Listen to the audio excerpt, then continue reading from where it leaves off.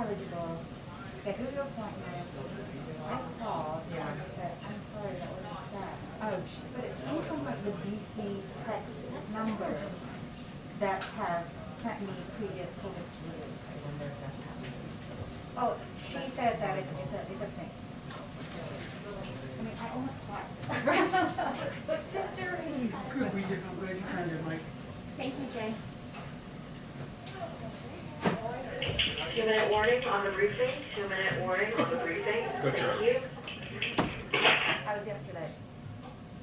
Great, missed you. Sleep on the way home. Right. Good. And I'm over here. You're the ISP? Yeah. Yep. Uchi's in the hole. Where? In the hole. Uchi's in the hole. I gotta keep it warm.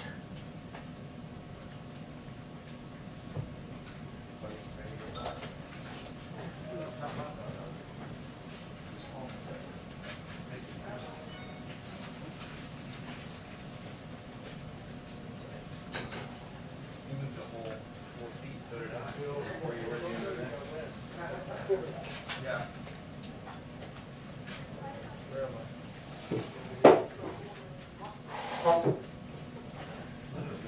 I'm good. How are you? Good. I won't be very long. Most of us get it. What's up, dude? How are you? I was watching from afar in Atlanta last week. When you walked out, they gave you this big cheer. Oh, yeah, that was good, right? That was Sarah. That was fun. It's all you. That was crazy.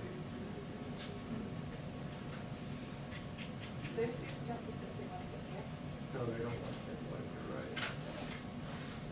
But, I got a little bit this morning coming in. How are you? Good? I know. Timed my arrival just a little bit. So sort of like, I'm not working. Yeah. You're supposed to be where? Who messed up? I thought I was supposed to. Yeah, you're already on the side. Am I supposed to be there? Yeah. Well, we're supposed to be. Hurry, Dad, hurry.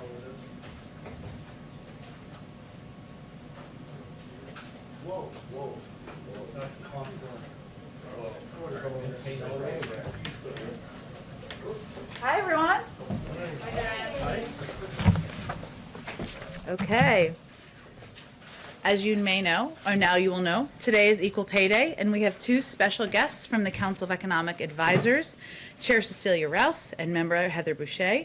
Chair Cecilia Rouse recently served as the Dean of the Princeton School of Public and International Affairs. She is a renowned labor economist with expertise centered in the economics of education and equality. Cecilia previously served as a member of the Council of Economic Advisors in the Obama-Biden administration and on the National Economic Council in the Clinton administration. She is the first African American and just the fourth woman to lead the CEA in the last 74 years of its existence. Heather is a longtime economic counselor to President Biden and previously served as president and CEO of the Washington Center for Equitable Growth. An expert on the impact of structural inequities on economic growth, she served as the chief economist for Secretary of State Hillary Clinton's 2016 presidential transition team and as an economist for a range of think tanks and the Congressional Joint Economic Committee. They both have quite some resumes. I'm going to turn it over to them. They will each make some brief remarks and we'll be able to take a couple of questions, and they actually have a meeting with the vice president they'll have to get to shortly thereafter. So with that, I will turn it over. Good afternoon. It's a pleasure to be here today. So today is Equal Pay Day, a day that is a symbolic representation of how far into this year women must work to catch up to what men made in the previous year.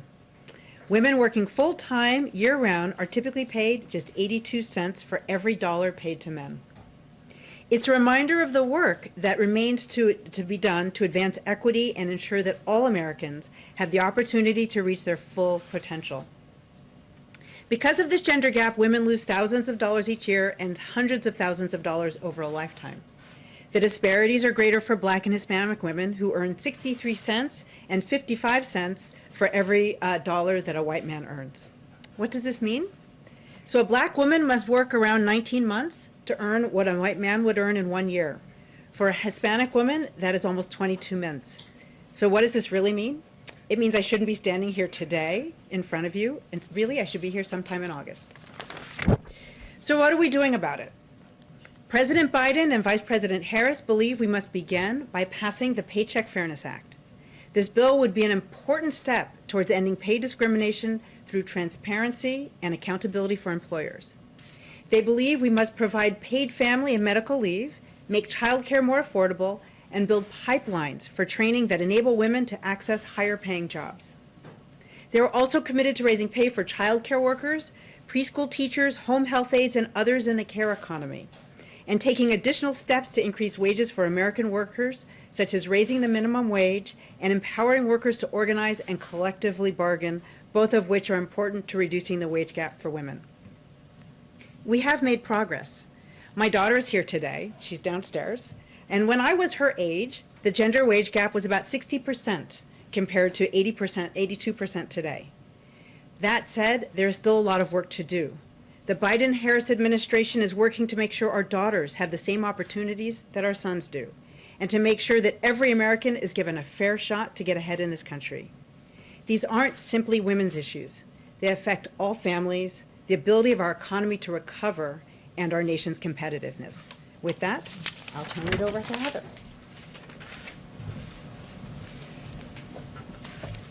Thank you, Cecilia. So the pandemic and the economic crisis have undermined the health and well-being of women and children in the United States. There are now 4.2 million fewer women working than there were in February of 2020, in large part because of the pandemic. Millions more women have had to reduce their hours, often because taking care of the children is a responsibility that continues to fall disproportionately on women. Our economic recovery depends on us addressing the barriers that have hampered women from fully participating in the labor force. So here's the good news. The American Rescue Plan will change the course of the pandemic and deliver immediate relief and support to women, families, and their communities, critical to building a more equitable economy. The plan will increase the child tax credit from $2,000 per child to about $3,000 per child, and even more for a child under the age of 6. This means a typical family of 4 with 2 young children will receive an additional $3,200 in assistance to cover the costs associated with raising children. This will benefit 66 million children.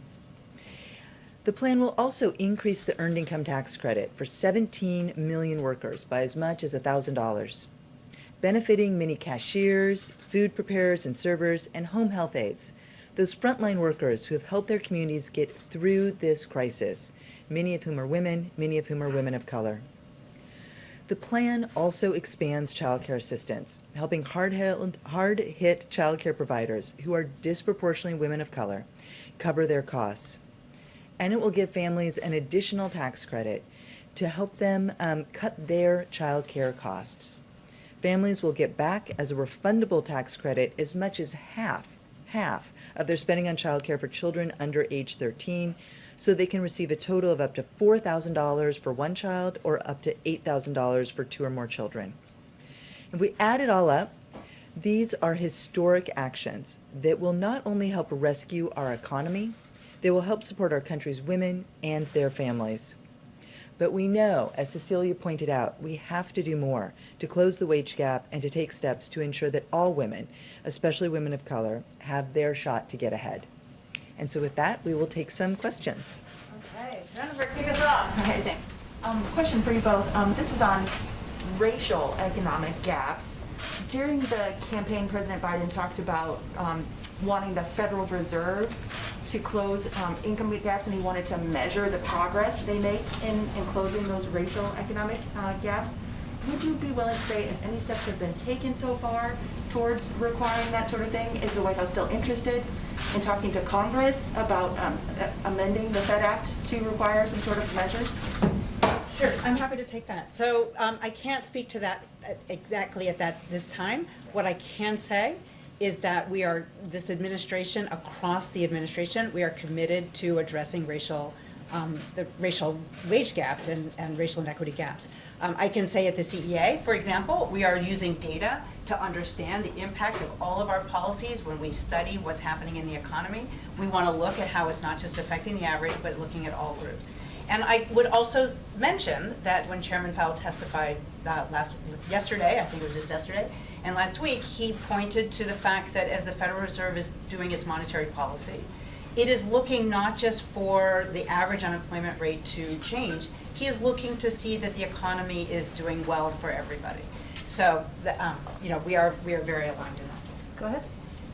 Thanks for doing this. Josh Boak with AP. Lots of Americans thought educational attainment would close the gender wage gap and racial inequality. But in fact, if you look at college grads, the gap widens between men and women. Some of that is due to age, but what are the factors driving here? Why hasn't educational attainment delivered more?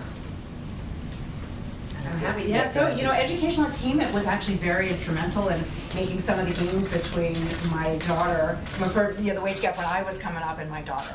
So we know that women getting higher years of schooling was very important in the early years. But now we know that women on average are getting more schooling than men. So that is why it is not contributing as much. And what we see then is that there are other factors. So we see that the wage gap among young adults is actually fairly small, and it opens up, particularly when women start families, which is why the care economy and the efforts we're making to ensure that workers, not just women, but all workers, can balance work and family is going to be so important. We also know that flexible workplaces is very important for helping workers to balance work-life, the work responsibilities and job responsibilities. Claudia Golden at Harvard, for example, has found that the wage gap is smaller in occupations such as pharmacists, where there's just more flexibility baked into the occupation. So there's still more work to be done, and I think it really goes to helping women in particular, but all workers balance responsibilities of family and work. Karen? Heather, you had cited the statistics on 4.2 million fewer women now in the workforce than before COVID. The president has said that women dropping out of the workforce during the pandemic is a national emergency. Are there new measures under discussion now specifically on that issue to reintroduce women back into the workforce, part of the Build Back Better plan, and what can be done to bring them back in? It's a great question. The most important thing that we need to do is wrap our hands around this pandemic. Right? So the steps that were taken as a part of the American Rescue Plan to, deal with the health crisis, make sure that the vaccine gets out, all of those things, that is certainly going to be an important step forward so that schools can reopen safely. And then, of course, there are funds as a part of the American Rescue Plan, historic investment in child care centers to help them reopen safely. So part of what we see in this decline in women's employment is because of the fact that they're responsible for children, the fact that child care centers have closed, schools aren't open, families are trying to telecommute, or they're trying to go out to their job and cope with children not having adequate care or the right care. That is really, I think, going to play an important role in getting folks back in to the labor force. And I want to stress that's on both sides.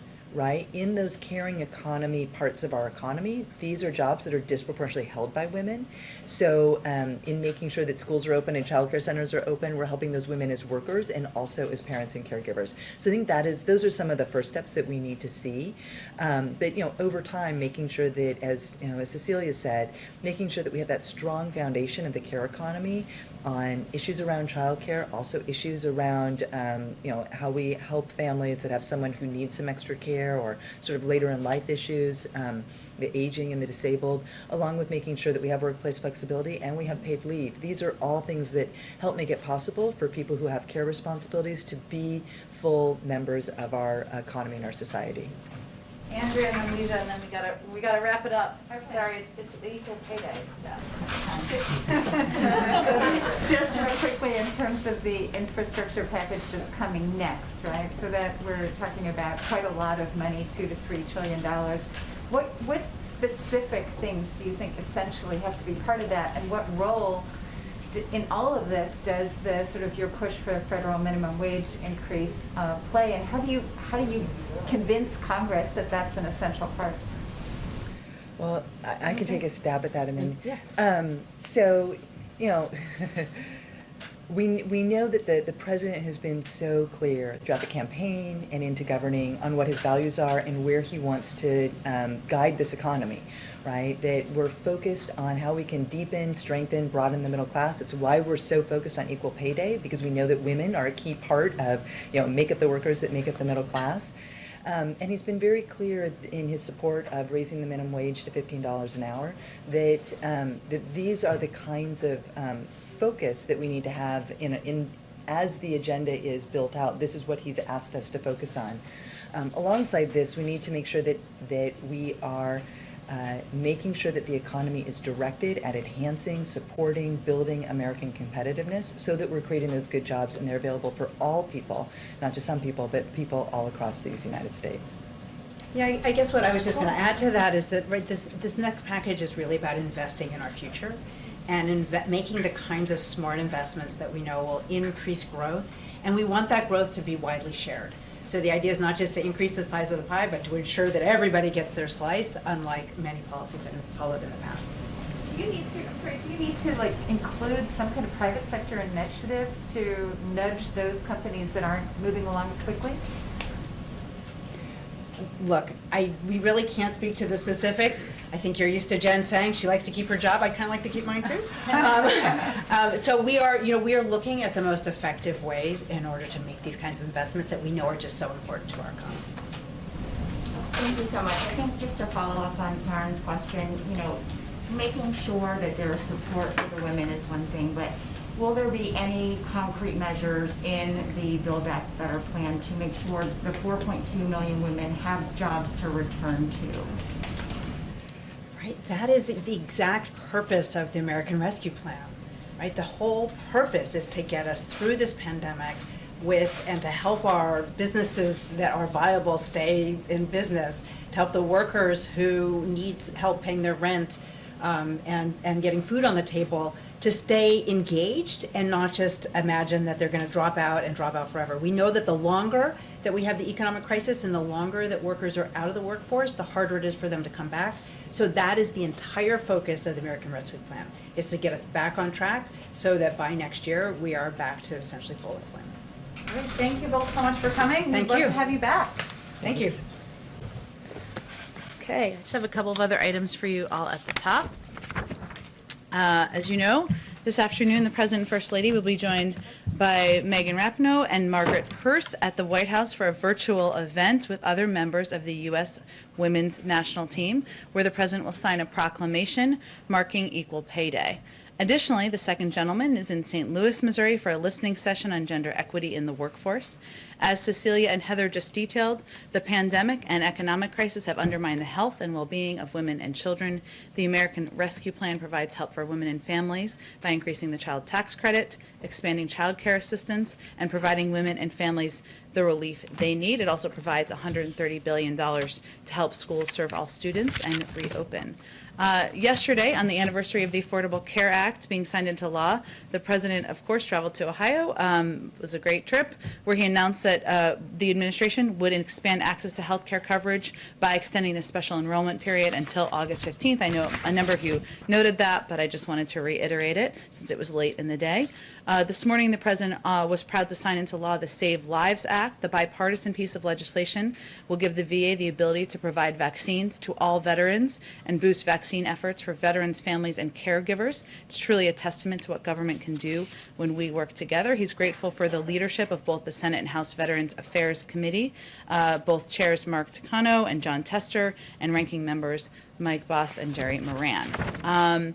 As we announced this morning, but to give you a little bit more detail, the President will travel to Pittsburgh, Pennsylvania next week on Wednesday, March 31st, where he will deliver a speech laying out more details of his plan to build the economy back better. Over the next several days, and this is probably why they were hesitant to give more detail, he will continue meeting with his economic team to finalize details of his proposal, including the scale, scope, and final policy components. His focus, of course, will be on investing in America's workers, making sure the tax code rewards worth, not wealth, delivering on the promises he made to the American people when he was running for president. With that, go ahead, Josh. Thanks, Jen. On the shooting in Colorado, the President said Congress must act. Senate Majority Leader Schumer has also said the Senate's poised to act. But Vice President Harris said today on CBS that she thought the change would have occurred after the Sandy Hook shootings. And I'm curious, what does the president think is different this time, and how has he changed his approach so that this administration can pass these changes when in the past it failed? Well, first, the president shares that sentiment, as I think many Americans do, that when we saw 20 children murdered, when we saw 6 adults murdered, that would turn the tide of Congress.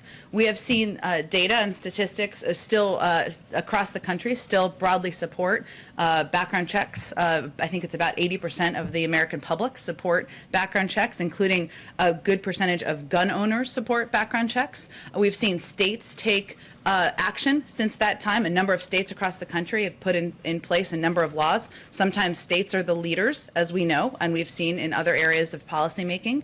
But I think the president, who has been in public life and public office for 50 years, more than 50 years, would be the first to tell you, if he were standing here, that just because you don't get the policy making and the legislation done the first time, it doesn't mean you quit trying. And certainly tragedies like we saw earlier this week, like we saw last week, mass shootings that are killing innocent lives, leaving family members without their loved ones, is a reminder of how important and vital that is. He has talked about, as he did yesterday, the importance of working with Congress. I know the vice president touched on the fact that if we want something to be permanent, if we want it to be lasting, we need it to be legislation. He certainly believes that. But there are also executive actions under consideration that we will continue working through internally, and there's lots of levers you can take, obviously, as president and vice president. And then secondly, today's the first chance for many in the media to see the situation on the southern border at government facilities. Yeah. This is the first step at transparency. What else can we expect with regard to that, so that we can evaluate the situation and present it to the public? Well, first, as you noted, I know all of you have covered this, but just to kind of reiterate where we are here. So there's a delegation of members of Congress and White House officials who are traveling to the Office of Refugee Resettlement at Carrizo Springs and the influx care facility there. There is a network pool camera that will be a part of this journey, which will be which will ensure that there's network pool coverage, or network pool footage, I should say, that is provided to all of the networks, so that you can all see as the media for yourselves and be able to provide analysis on that B-roll footage. And we are also remain committed to transparency, and will continue to work with agencies on creating avenues for media access to and visibility into these facilities. So I think our balance is, of course, privacy, as you all know. It is also that we are in the middle of a pandemic, and that these facilities, of course, can't become forums for media access all day long, every day. I think we all agree on that balance, but we will continue to look for ways to increase transparency and provide additional access and fulfill requests. Go ahead. Thank you, Jen. A couple questions on guns and Sure. then AAPI representation. At what point would President Biden consider taking executive action instead of waiting for Congress to wait? In other words, how many measures would have to fail before he stepped in? I think he sees it as vital to take steps on 2 tracks, because congressional legislation, as the vice president conveyed this morning, obviously has a more permanent, lasting impact. Executive actions are, of course, an important lever that every president has at their disposal. There's current discussions and analysis internally of what steps can be taken. That has been ongoing for several weeks, even before these 2 recent tragedies, that he looks forward to getting an update on and seeing what can be moved forward on that front as well. So he's not waiting for anything to fail, is really the answer to your question. What executive actions do you think he's most likely to take? It's a great question. I have it myself as well, but it's an ongoing policy process internally. I will say that his view, the vice president's view, and our policy team's view is that it's not just about addressing gun access. That's important, and obviously there's legislation that's under consideration on background checks that they both strongly support. They want to see move forward. It's also about addressing community violence and a range of issues that are root causes and kind of lead to the deaths and the impact that we're seeing that's so troubling. Got it. Thank you. And then on the other issue, the White House had conversations with Senators Duckworth and Hirono. I think one concern that they have brought is the question of who is advising President Biden from the AAPI community as we see this surge of violence. I know Ambassador Rice and Cedric Richmond are leading the engagement efforts. Who in the AAPI community is having direct conversations with the president about what's unfolding? Well, you mentioned Cedric and Susan Rice, who have been doing listening sessions for some time, and obviously those will continue to pick up. Obviously, the vice president, who is the first in the meeting and the last in a meeting on every issue, including the impact of the violence and the threats and the that we've seen increase over the past several months against the AAPI community. As a member herself of the AAPI community, is certainly playing an important role on that. And as we noted in a statement we released last night, we are also adding a senior level Asian American Pacific Islander liaison who will ensure the community's voice is further represented and heard, not just around crises, not just around an increase in violence, but in general, and playing an important role with a seat at the table. And to be clear, this is a new position in addition to the one over in public engagement? This is the one that we announced last night. It's going to be a new senior level position. Yes, Addis, yep. Mm-hmm. Will this person also have a policy portfolio, or will it just be mainly outreach? I can get you more specifics. I mean, I think that when all the roles that are in our playing liaison roles, typically have a seat at the table on a range of issues. So whether it is healthcare or climate or community violence, so typically it's having a seat at the table on a range of topics, but I can see if there's more specifics. Obviously, we have not hired yet because we just announced this last night. Go ahead. To follow up on Nuja's question, on the president, we were talking yesterday about executive action on gun reform, but the president also was making it clear he wanted to see Congress act. Yes. He said that several times. Yes. Would he propose his own gun reform plan that he would present to Congress, as we've seen him do on the COVID relief plan and what we anticipate coming on the economic plan? Would this be something that could originate here and not wait for Congress to move? You know, Karen, I think it's a great question. There's obviously a lot of pieces of legislation that have been proposed. There's these 2 background check bills that have moved their way through the House. There's also legislation that's been proposed by Senator Feinstein, Congressman Cicilline, that addresses some banning an assault weapons ban, which is something the president worked to pass in the 90s when he was in the Senate. So there's a range of steps that can be taken to increase gun safety measures. What our team is looking at now is what is the legislation that's out there? Are there any gaps that need to be filled? Policies or proposals that have been introduced in the past that could be reintroduced. So I don't have anything to predict for you on whether there'd be something independent. I think we're looking at what a number of passionate gun safety advocates on the Hill have already introduced to see where we can help push the boulder on that. Has the president spoken to any of the families of the Colorado shooting, any of the victims' families? I don't have any calls to read out for you. He is somebody who obviously has a deep connection to loss, and we don't always read out those calls. I can check and see if there's anything that he has done that he'd be comfortable conveying to all of you. Can I just do one more? Sure, go ahead. Could you give us an update on progress from the Family Reunification Task Force? Have there been families, children reunited back with their parents? Where does that stand right now? There have been, and a lot of that has happened through lawyers and outside groups and the NGO community that plays an incredible role here. There will be an update provided at day 120 that will be more of an official report, an update out of the Department of Homeland Security. So in advance of that, I'm not sure we'll have incremental updates, but there have been some progress made thanks in large part to the work of legal experts and NGOs on the outside. The task force is working with those NGOs? They're in touch with them as well, but we'll have our first formal update at day 120, and then I believe every 60 days thereafter. Go ahead, Jeff. Jen, why did the president wait until there was another shooting until he addressed gun violence in America? He actually addressed it. We put out a statement in his name on the anniversary of in early February, the anniversary of the shooting in Florida. So he has addressed it before, and certainly has addressed it even as president, and will continue to address it as president. And as you know, Jeff, from covering him in Congress for a long time, this has been a passion of his, putting in place gun safety measures throughout his career. That's why he fought to get the Brady bill passed, why he fought to ban assault weapons, why he was the lead in the Obama-Biden administration in putting in place more than a dozen executive actions to make it safer for our communities, and it's something that he will continue to work on as president. Of course, he knows of the president's bully pulpit is unparalleled, and yet it took him until more than 60 days into his presidency to talk about gun violence on camera in America. What does that say about his commitment or how much political capital he's willing to spend on this issue? Well, I first would say that anybody who has been following the tragedies and the shootings that have happened in our country over the past several years, if not decades, knows that this is an issue the president is deeply committed to, and his career is evidence of that. And I don't think anyone who's an advocate is looking at how many words he's spoken. They're looking at what his background has been, where he has fought the fights, and he has fought the fights on the Brady bill, on the assault weapons ban, on getting legislation passed. It wasn't successful, as was alluded to earlier in a question.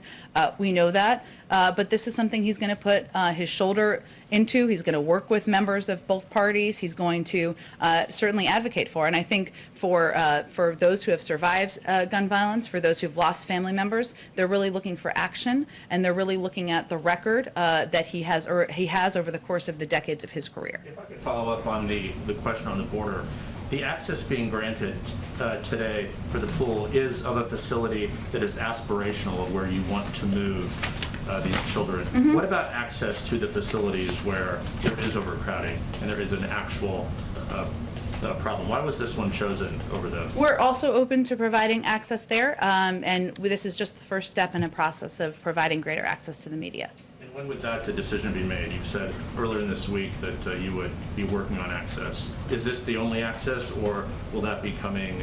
No, I would consider it's ongoing, and we wanted to provide pool coverage, as you all know, who are in the television field of television, that allows for a video camera to provide access to all the networks. We felt that would be a good first step, and we're looking forward to continuing to engage about how to provide increased access. Would you agree, though, that you've chosen the facility that is the aspirational facility as opposed to the problem at this moment? Well, I would say we all agree that the Border Patrol facilities are not places where children should be. They are children should be moving more quickly through those facilities. That is what our policy central focus is right now, as you know, Jeff.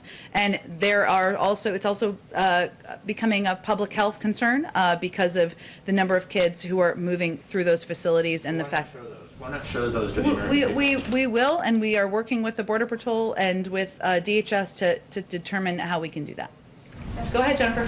On Iraq and withdrawing U.S. troops from Iraq, could you please give us an update on Iraq's request for the start of talks on that withdrawal, please? That's something we are looking forward to convening next month, and I'm not sure if I have an update other than to convey that we look forward to our strategic dialogue with the government of Iraq over the month of April. The meetings will further clarify that coalition forces are in Iraq at the invitation of the Iraqi government and solely for the purpose of training and advising Iraqi forces to ensure that ISIS cannot reconstitute. And we are committed first and foremost to Iraq's sovereignty. We look forward to these important discussions with Iraqi leaders on the future of our partnership that will convene next month. Go ahead. Got a couple of quick ones for you. So on Nord Stream 2, that is an issue that keeps coming up in the relationship with Germany. Mm-hmm. How soon do you think those sanctions will be implemented? And has the president had a chance to discuss this issue at his level with the Chancellor of Germany? I don't have any calls, although we do read out the calls that he does. So you would certainly know if he had a call with the Chancellor of Germany, I can assure you. So not a new one that I'm aware of that you are not aware of. We continue to believe it's a bad deal. I don't think we have an update on our policy position beyond that. Okay, and then 14 states have now sued the administration over the oil and gas, over the pause in oil and gas leasing. What do you say to that, and how do you move beyond that? I mean, how do you, I realize there's a legal process, but how do you get your point across in this legal environment? Well, I would say first, oil and gas jobs aren't going anywhere. The outgoing administration flooded the oil markets with cheap federal leases. This will not affect oil and gas production or jobs for years to come. And what President Biden has pledged to do is invest to create jobs and ensure America leads the clean energy revolution, which is where the industry is largely going anyway, where there is the greatest opportunity for job creation.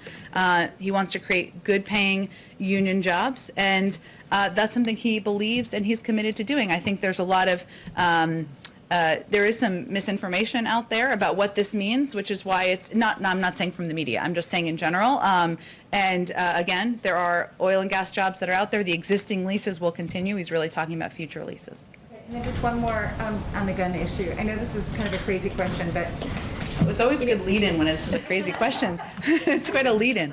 Given the history of people trying to enact gun control legislation in this country, is there some consideration to taking a look at the Second Amendment and just addressing it from a sort of the underlying constitutional right to bear arms? Is that something that the president feels needs to be called into question so many years after the revolution? No one is talking about overturning or changing the Second Amendment. What our focus is on is putting in place common sense measures that will make our community safer, make families safer, make kids safer. The majority of the American public supports background checks. The majority of the American public does not believe that anyone needs to have an assault weapon. So that's really what our focus is on at this point in time. Joe Manchin is not in support of this. Once again, you have a Democrat, a member of the president's own party, who is already signaling that he will not support that. You have a very slim majority. Can you convince Republicans to support this legislation so that you can work around a Democrat that's not supporting it? As the president said yesterday, we don't know yet. He hasn't done the vote count, but it is certainly an issue he will talk to members about and convey why he feels it's so important, that it's not shouldn't be a political issue, that keeping our community safe, families safe, looking at the track record as what has worked in states, which is very informative, and actually to Josh's earlier question, something that we know more about now than we may have 10 years ago. So he will be conveying that to members he's communicating with. Go ahead. Two questions. Following up on Legia's questions about representation, the Biden administration is the first in 20 years to not have an Asian American lead one of the 15 executive departments in the cabinet. So how does the White House square that back with the president's pledges to make this the most representative, most diverse in history? Well, I will just say the president remains committed to making sure this is the most diverse administration in history. That has always been, remains our goal. We've made a lot of progress. We have the most diverse cabinet in history, but we will continue to make progress. We have AAPI staff at senior levels and at all levels of the administration, and we will continue to work to find ways to elevate AAPI voices at the highest level of government.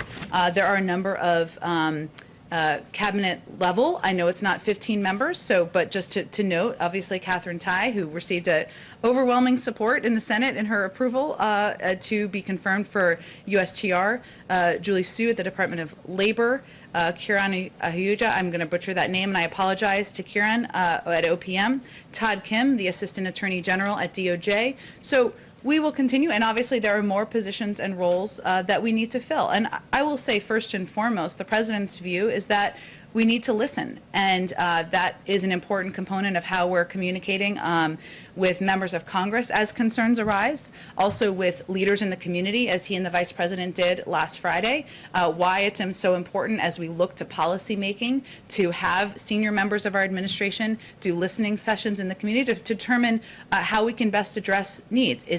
There's personnel, of course, and we will continue to work toward that. There's policies, and that's part of our objective and our focus at this point in time. And also a quick one on guns.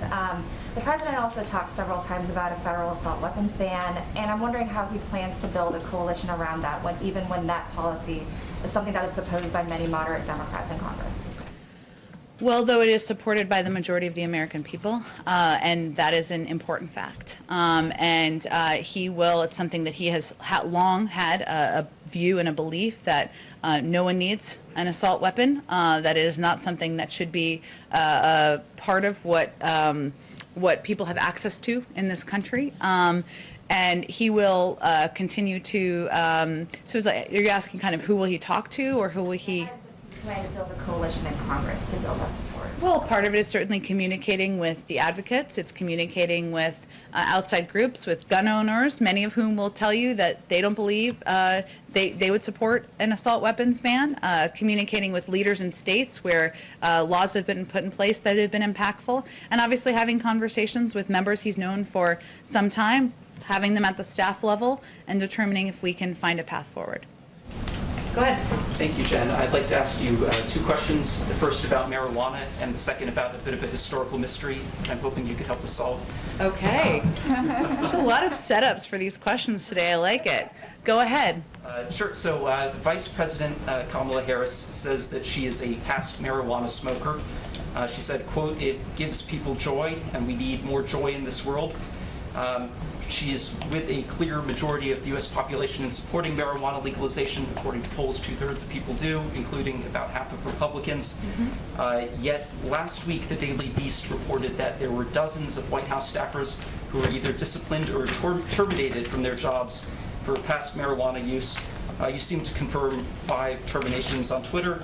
And my question is, why would President Biden allow this to happen, especially considering the White House staff were led to believe that pot use would not be disqualifying, and especially considering the Vice President is herself a former marijuana user? Well, let me first say that what we tried to do as an administration was work with the Security Service, who actually makes these determinations about suitability for serving in government. In the past, and I served in the Obama-Biden administration, the rules were actually far more stringent.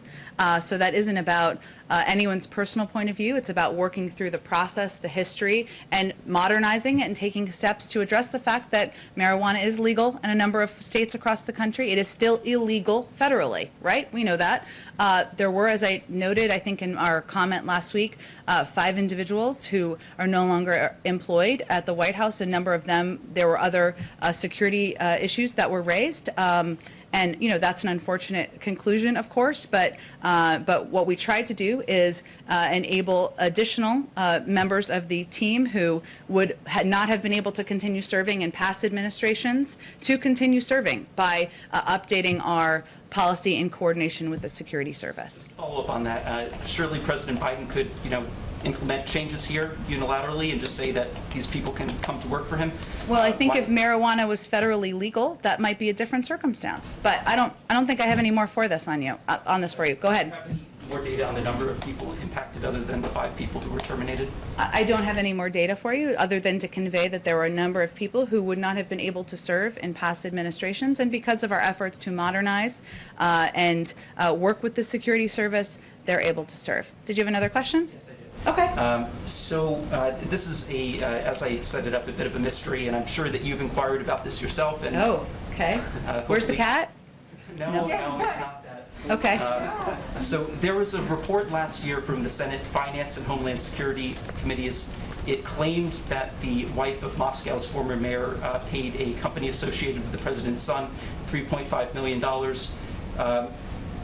There was no explanation for this alleged payments, and I'm wondering if you could tell us if that claim is accurate, and if so, what the $3.5 million was paid for. Not familiar with that claim. Doesn't sound like it's backed up by a lot of evidence. If you have evidence or specifics, happy to discuss it further. Committee's report.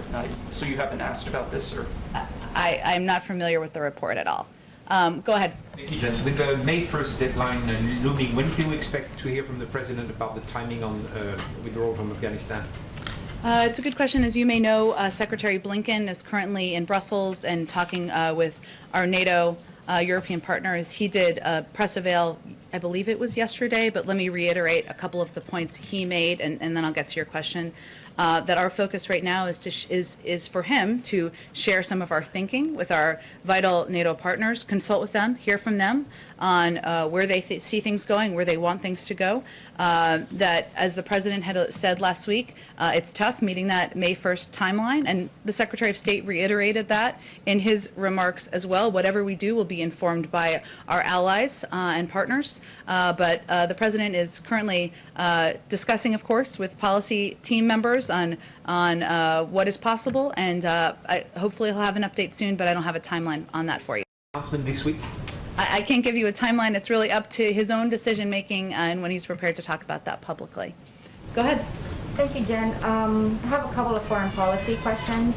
I understand the administration has already supported COVAX, is working with the Quad to ramp up production, working out details with Mexico and Canada. But where is the President's position on the request by more than 55 countries, as well as some Democratic lawmakers, on making vaccine patent through the WHO, giving a waiver to that? Well, the top priority of the president's and of the United States is saving lives and ending the pandemic in the United States and, of course, around the world. That includes investing in COVAX, working with partners, as we announced with the Quad, to produce 1 billion vaccine doses to surge vaccine production and delivery.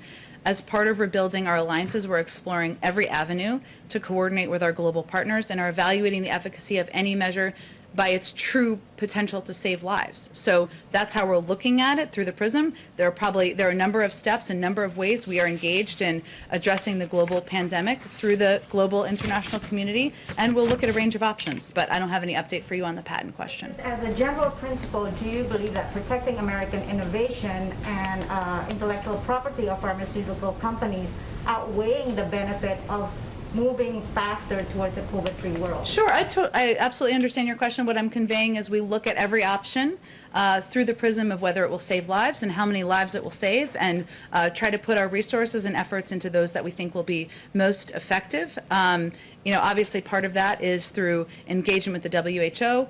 I mentioned our Quad partnership, our meaningful contribution to COVAX, and of course, when we can, we will share vaccines as we have already, as we're already doing with Canada and Mexico, but we're looking at a range of options. Right now, our focus is on continuing to address the pandemic that is ongoing in the United States, given 1,000 people are still dying every single day.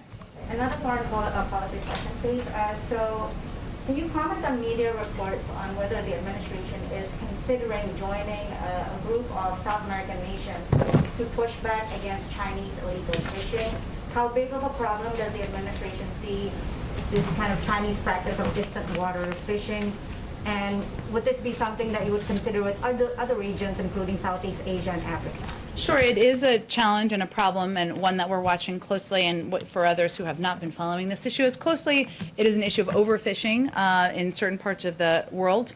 It is something our national security team is certainly watching and following closely. I can see if there's more specifics on their engagement to update you on.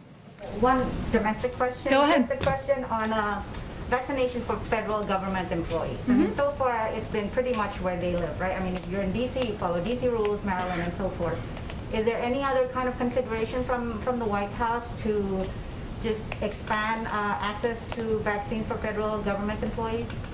It's a great question. I'll have to check with our COVID team. Obviously, everyone will be eligible in just over a month, including our government employees. And DC and Virginia have already made that commitment, maybe Maryland too. I don't want to leave them out. So that is good news for every federal government employee, but I can check and see if there's more specifics across the administration about our approach. Go ahead in the back, and we'll go back. A couple of questions. First, I wanted to ask about voting rights. The Senate right now is debating its own version of the For the People Act. Yeah. There are a few hang-ups with it in the chamber. I was curious how much emphasis the president plans to put on this, if he will be reaching out directly, or if there's a team from the White House that's working on this issue. Yes, I would say we're very engaged, closely engaged on S1 that is being negotiated, as you said, and there are changes being made, which we fully expected that there would be, as a number of senators, I believe, have alluded to that being a possibility and things they'd like to see changed. So it's working its way through the process. We get regular updates. Our legislative team does, and we remain very closely engaged. And I wanted to ask, Leader McConnell has said that he hasn't been invited to the White House and he hasn't had a direct conversation with the president since the inauguration. I think he corrected that statement. I was curious, because I know previously Leader McCarthy had said that he had tried to reach out to the White House to get an invitation here. Does the president plan to have some sort of big, meeting with leaders from across the aisle where we would see photos of them together and things like that? I'm sure he will. We obviously have been limited on COVID to any events in the East Wing, and at this point we'd be very much in the Easter egg roll preparations, which of course we will not be, but obviously more important, substantive, vital meetings than that. He's had a number of meetings, bipartisan meetings in the Oval Office. He will continue to do those. Those have often been constructed with committee chairs or members with specific jurisdiction. He has a long friendship with Leader McConnell. He has spoken with him. He speaks with him regularly. We're obviously not going to read out all of those calls. I expect that will continue. I wanted I wanted to ask, we've been seeing a lot of images of spring breakers, especially in Florida, and I was curious how aware of that the president, if he's being updated on that regularly, and if he plans to make any sort of address or public appeal to people on the issue. Well, we do watch that closely. The president is briefed regularly by his COVID team, and of course he has seen the news coverage, thanks to all of you, of spring breakers who have been gathering in far too many numbers. There, of course, were steps taken locally in response to this. We also watched that closely. I'm not sure. I don't have anything to preview for you in terms of him addressing spring breakers publicly. I will say that his message, broadly speaking, is that we are still at war with the virus. This is still a threat to the lives of the American people. We need to be vigilant. We need to wear masks. We need to hand wash. And that is a message, of course, directly to anybody who is not abiding by the recommendations of public health officials. Just one more. Do you have any update on the president's plans? Will he be traveling to Boulder? I don't have any updates on that. As you all know, this tragedy only happened just about 36 hours ago, and obviously that would be done in consultation with local officials who I know are still digesting the events and in their community, working on healing in their community. I can note, since you reminded me, he did speak with the mayor this morning as well, and he had spoken with the governor yesterday, and will remain in close touch. But let me just go to the back, and then we'll come back. Go ahead in the back, Lowell. Thank you, Jen. Last week, Secretary Blinken and NSA Jake Sullivan had a meeting in Anchorage with the Chinese counterparts. Have they given a briefing to the president on the China policy? Has it changed any China's policy of the Biden administration? I know that the president has spoken with Secretary Blinken and National Security Advisor Jake Sullivan since their return. I don't have any. Obviously, they talk about a range of national security issues, ongoing policy processes that are ongoing. We're currently taking stock of where we are, which includes close consultation with allies and partners. As I noted, Secretary of State is in Brussels currently on the way forward, and we'll continue to work with China going forward when it's in the interest of the American people. So we're in consulting internally, consulting with our partners and allies, and that's really the stage we're in at this time. I have a question related to legal immigration. When Vice President was a senator, she supported the cause of EAD, employment authorization cards for H4 and L2 visa holders.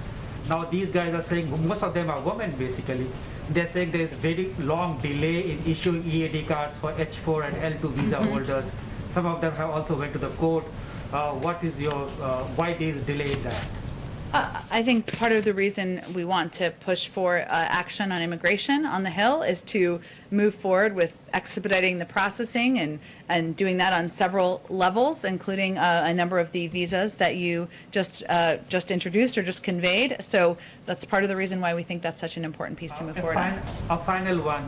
Number of Indian American doctors whose job is to treat patients during this COVID era, they are on the Hill protesting against and demanding elimination of country quota for green cards.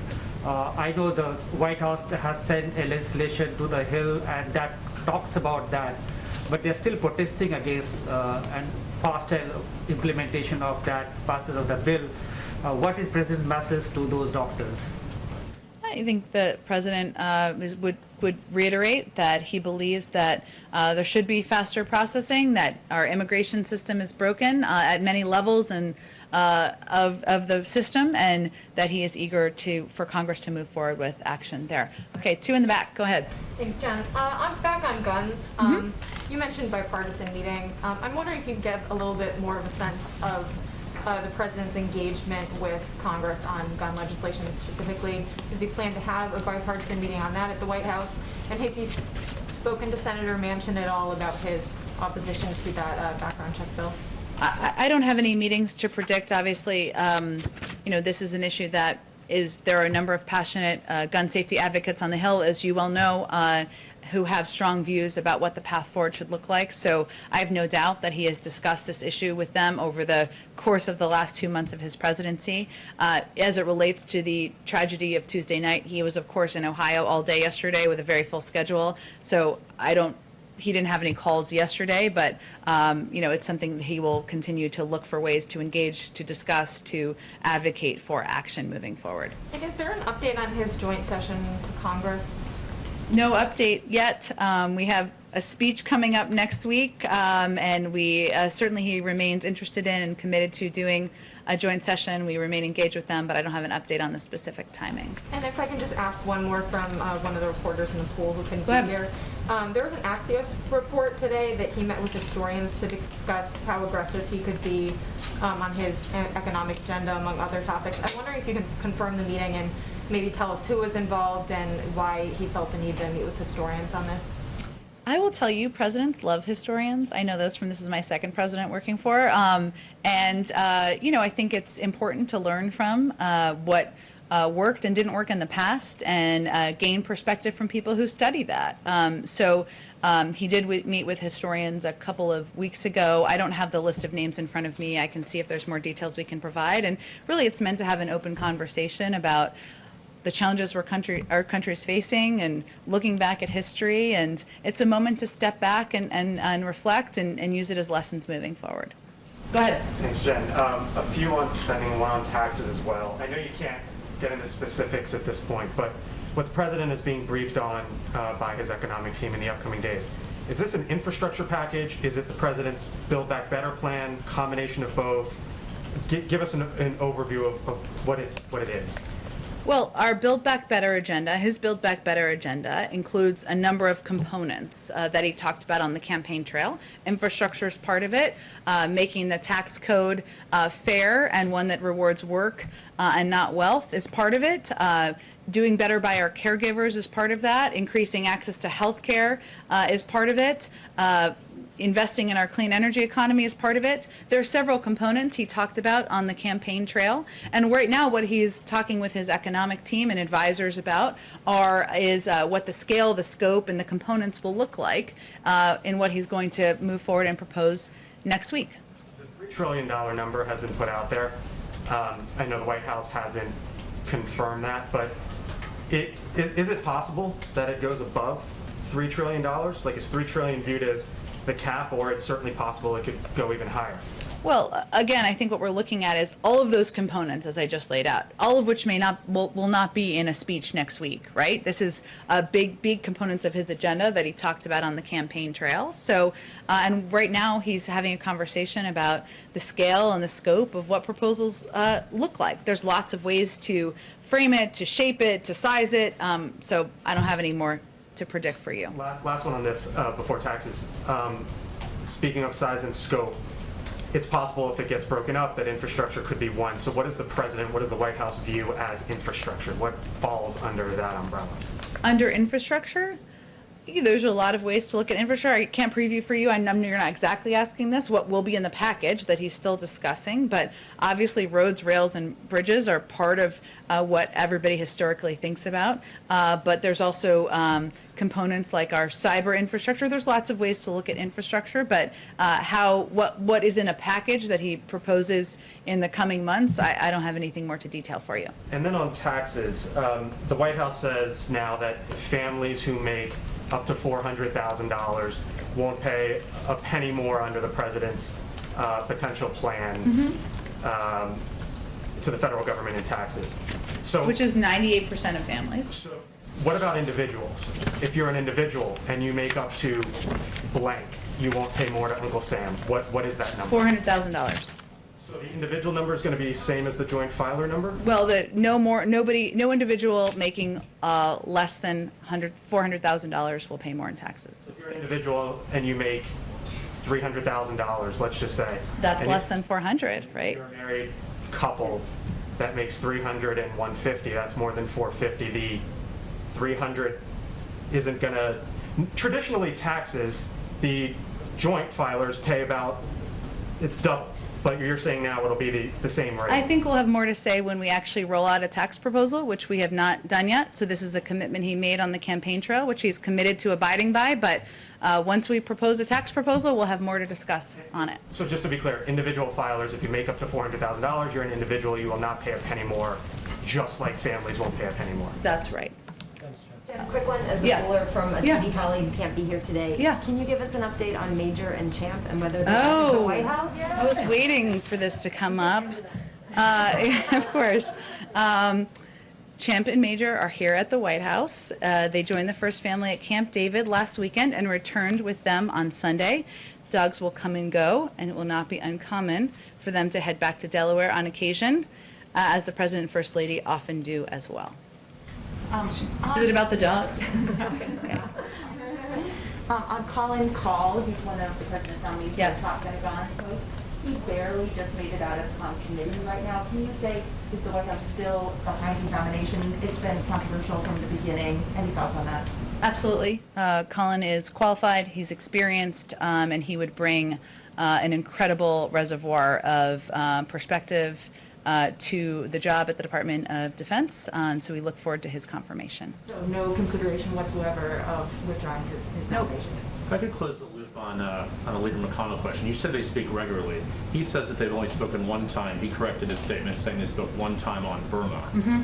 Have they spoken beyond that one time? I don't have any more calls, I don't think, to read out for you, which we will not make a case of doing, as you know, so I don't have more to read out for you. Has the President's definition of bipartisanship changed since he arrived in office on January 20th? No, his definition of bipartisanship has always been working on behalf of the American people and governing for all people, whether it's Democrats, Republicans, independents, and moving forward on proposals and policies that will make their lives better. With or without Republican votes? Well, he doesn't believe that bipartisanship is defined by the zip code here. He believes it's on how we can deliver relief to the American people. Thanks. Okay, thanks, everyone. Do you have any timing when you might announce a replacement for Neera Tanden? I do not, but Shalonda Young is confirmed she will be the acting, and so, but I don't have a personnel preview for you on that particular role. Jen, can I have one more question on China vaccine diplomacy? Is the administration doing anything specific to push back against requirements by China for countries to cut back or reduce ties to Taiwan? Is the administration... I will check with our national security team if there's anything for that on that for you. Thank you. Thank you.